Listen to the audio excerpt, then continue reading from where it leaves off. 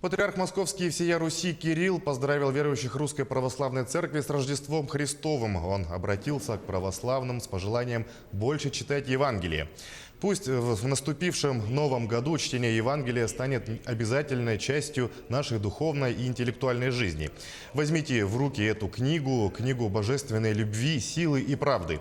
Если у ваших друзей или соседей нет Евангелия, подарите, сказал православным патриарх Кирилл. Накануне в Москве прошла ночная служба в храме Христа Спасителя. По традиции ее провел патриарх Московский и всея Руси Кирилл. Каждый человек однажды, принявший Спасителя и ставший христианином в таинстве крещения, в глубине сердца ощущают эту благодатную силу. И когда мы перестаем бояться, начинаем больше доверять Богу, чаще ходим в храм, стараемся жить в согласии с совестью, эта сила возвышает нас над обыденностью, наполняет каждый день неприходящим смыслом и радостью.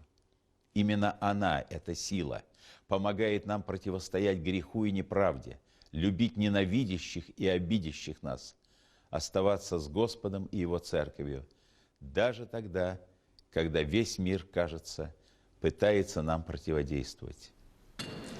А президент России Владимир Путин и премьер-министр Дмитрий Медведев посетили рождественские богослужения в храмах Москвы и Санкт-Петербурга. Для участия в праздничной службе Владимир Путин прибыл в Спасо-Преображенский собор Санкт-Петербурга. Там президент уже встречал Рождество в прошлом и в 2012 году. Тогда президент рассказал журналистам, что в младенчестве был крещен в этом соборе. Дмитрий и Светлана Медведевы в рождественскую ночь традиционно посетили кафедральный соборный храм Христа Спасителя, где божественную литургию совершил патриарх Московский и всея Руси Кирилл. В храме собралось несколько тысяч человек.